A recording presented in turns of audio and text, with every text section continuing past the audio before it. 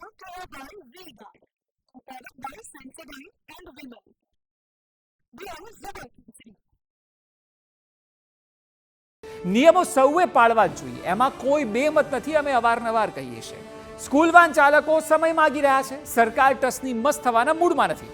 વાલીઓને પણ કહી દેવાયું છે કે ભલે વિદ્યાર્થી મોડા શાળાએ પહોંચે એ ચલાવી લેવાશે, પરંતુ નિયમો ભંગ કરીને સ્કૂલ વાન ચલાવવાની છૂટ તો નહીં જ મળે. અને આ જ મક્કમ નિર્ણયની અસર આજથી રાજ્યના 9 લાખ વાલીઓ પર જોવા મળી રહી છે. કેસરિયાથી મન જોગી થયું રે, દિલ ઝૂમે જુઓ મત મસ્ત થયું રે, કેસરિયાથી મન જોગી થયું રે. હર પળ મનાવો કેસરી त्योहार. વિમલ, બોલો જુબાન કેસરી.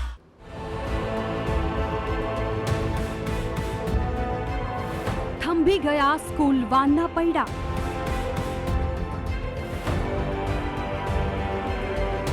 વાલીઓ થયા બાળકોને લઈને દોડતા. નિયમોમાં કોઈ જ ઢીલ નહીં ચાલે, સરકારનો છે મક્કમ નિર્ધાર. રાજકોટના અગ્નિકાંડ બાદ બાળકોની સુરક્ષા માટે રાજ્ય સરકાર વધુ સતર્ક થઈ છે.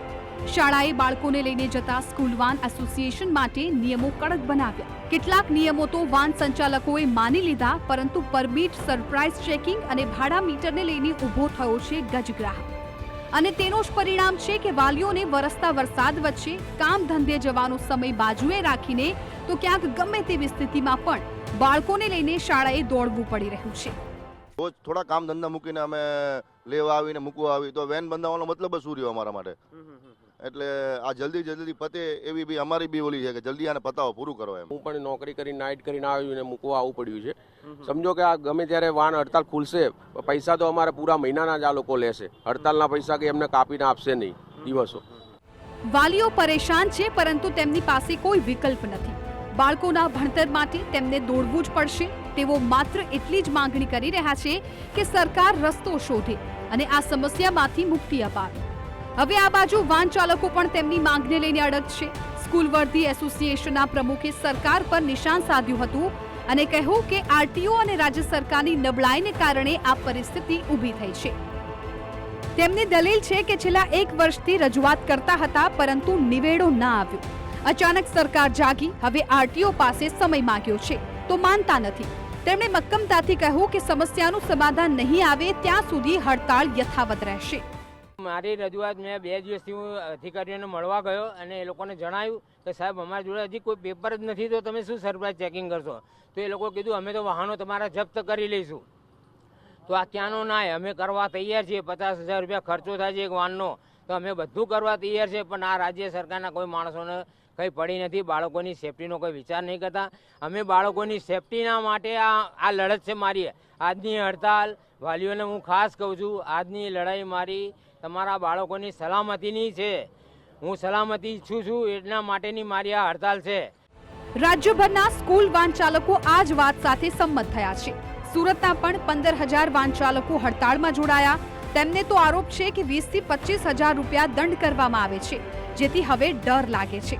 તેમનો એવો પણ આરોપ છે કે આરટીઓ અને ટ્રાફિક પોલીસ કંઈ પણ દલીલ સાંભળતી નથી અને વાન ડિટેન કરી જાય છે. પહેલી વસ્તુ તો અમે હડતાલ નથી કરી, સ્વૈચ્છિક બંધ પાડ્યું છે. અને તકલીફ એ છે કે આરટીઓ વાળા, પોલીસ કમિશનરને બધા જે ભેગા મળીને મિટિંગ થયેલી અમારી, તેમાં અમને એમ કહેવામાં આવેલું કે થોડોક તમને સમય આપીશું, તમે કરી લેજો. પણ સમય આપવામાં નહીં આવ્યો અને બીજે દિવસે ગાડીઓ ડિટેન કરવામાં આવી. પહેલી વસ્તુ કે મારી પોતાની એક ગાડી ડિટેન કરી તો મને મેમો આપ્યો છે 7,500નો, અને જ્યારે હું આરટીઓમાં મેમો ભરવા માટે ગયો તો મને મેમો કાઢીને આપ્યો 23,000 રૂપિયાનો. ચાલો સપોઝ કે હું મારી રીતે કોઈ બી રીતે મેનેજ કરીને કે ગમે તે કરીને કરી લઉં. આજે આટલા બધા જે શ્રમજીવીઓ છે, આ વેન ચાલકોને આપણા સ્વૈચ્છિક બધા જે રીતે બંધ પાડવાનું કારણ એક જ છે કે આરટીઓ થોડું અમને મુદત આપે. એટલા જલ્દી એ લોકો પાર્સિંગ કરવાનું કહે, એટલી બધી ગાડી તાત્કાલિક પાર્સિંગ થાય ગાડી જે મૂકેલી છે એના પેપર હજુ અમને નથી મળતા. તો અમે બીજી 20,000 ગાડી મૂકીએ તો ક્યારે અમને પેપર મળે? તમે કઈ હિસાબે ધંધો કરીએ? અને એક ગાડીવાળો કેવી રીતે ગાડી બનાવે? એક ગાડી ચલાવતો હોય માણસ, ગરીબ એનું રોજી ચાલતી હોય, તમે એ લોકોને ડિટેલ કરો, એ માણસ દંડ આટલો બધો ભરે કાઢે એની અંદર. અને લોનવાળી ગાડી 20,000માંથી 5,000 ગાડી લોનવાળી હશે, અને એનો સિવાય ગાડીની અંદર એ થાય નહીં, પાર્સિંગ થાય નહીં. આ તરફ રાજકોટમાં પણ 3,000 થી વધારે સ્કૂલ વાન અને રિક્ષા ચાલકો હડતાળમાં જોડાયા છે. સ્કૂલ વાન ચાલકો તેમની 3 માંગ પર અડગ છે. બીકના માર્યા કે આરટીઓના 20,000નો દંડ ન થાય એટલા માટે બાળકો ભરવા જતા નથી, કારણ કે ટેક્સી થતી નથી. આરટીઓમાં આજે સર્વેર 4 દિવસ ત્યાં બંધ છે. મારી 100 ગાડીના પેપરો ત્યાં પડેલા છે, 100 ગાડી કમ્પ્લીટ ટેક્સી કરવા માટે પડેલા છે, છતાં પણ એ કામ અત્યારે બંધ છે. તો પાછું આજે જ સવારથી આરટીઓ અધિકારીઓ રોડ પર આવી ગયા છે. આજે એક પણ બસ શા માટે ચેક નથી કરતા કોઈ? શું કામ આરટીઓ અધિકારી સ્કૂલવાળાથી બીવે છે કે કોઈ રાજકીય આગેવાનોથી બીવે છે એ અમને ખ્યાલ નથી. જ્યારે કોરોના કાળમાં સ્કૂલ બસ નહોતી જતી તેથી રાજકોટનો મારો વાહન ચાલક 800 ગાડી મેં કોર્પોરેશનને મારા હાથે આપેલી છે. 6 મહિના પૈસા આવેલા છે. મારા વાહન ચાલક પોતાના બાયરી છોકરાના હિત વગર, હિત જોયા વગર રાતના 10-10 વાગ્યા સુધી ગંભીર કેસમાં ડોક્ટરોને સાથે લઈ અને દરેકના ઘરે જેલા છે અને પૂરેપૂરી સેવા આપેલી છે. આજ સરકારને અમારી નજરમાં નથી આવતું. વાન ચાલકોની દલીલ એવી પણ છે કે સ્કૂલ બસમાં વધુ બાળકોને મોકલવામાં આવે તે માટે આ કડક નિયમોનું તૂત લવાયું છે, જેને કારણે વાલીઓ અને આખરે સ્કૂલ બસમાં જ બાળકોને મોકલે અને પછી સ્કૂલો મન ફાવે તેવી ફી વસૂલીને મનમાની કરતા રહે. જે નિયમો લાવ્યા છે તે જો સુરક્ષા માટે જ હોય તો માત્ર બાળકોની જ સુરક્ષા કેમ સરકારને દેખાય છે? તમામ વાહનોમાં તમામ મુસાફરો માટે પણ આવા જ નિયમો કેમ સરકાર નથી લાવતી? જે સીએનજી બોટલ જે ફિટ કરવામાં આવેલી છે ગાડી, એ કંપની દ્વારા અને સરકાર માન્ય દ્વારા કરવામાં આવેલ છે. અને આ જે સીએનજી કિટનો બાટલો છે, આજે હું એ સરકારને કહેવા માગું છું કે તમે એક પણ દાખલો બતાવો કે સીએનજી બાટલાથી ક્યારેય ફાટ્યો હોય અને અકસ્માત થયો હોય.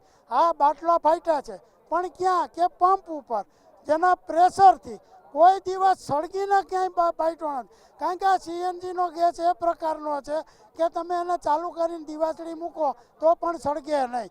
તો આજે રિક્ષાની અંદર ડ્રાઈવર સીટ નીચે, પેસેન્જર સીટ નીચે જ બોટલ આપવામાં આવે છે.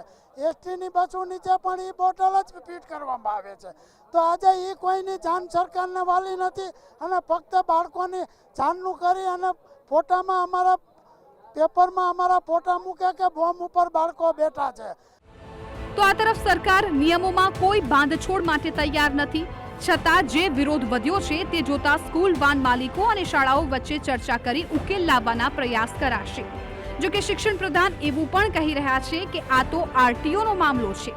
બાળકોની સેફટી વધારે અગત્યની હોય એટલે રાજ્ય સરકાર દ્વારા એના નીતિ નિયમો અમલમાં આવે એ રીતના જે દિશા નિર્દેશો જાહેર કર્યા છે, પરંતુ એમાં કેટલોક સમય લાગે એમ હોય.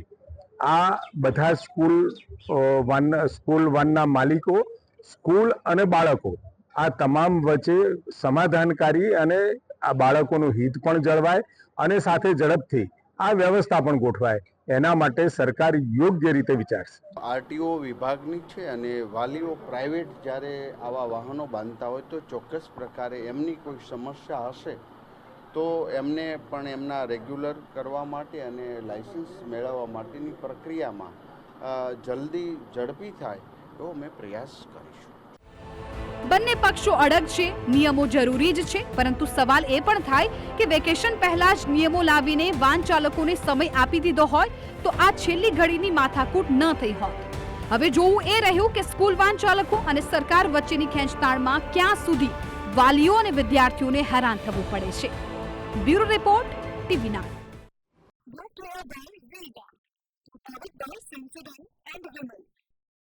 By Zubaan Kesari.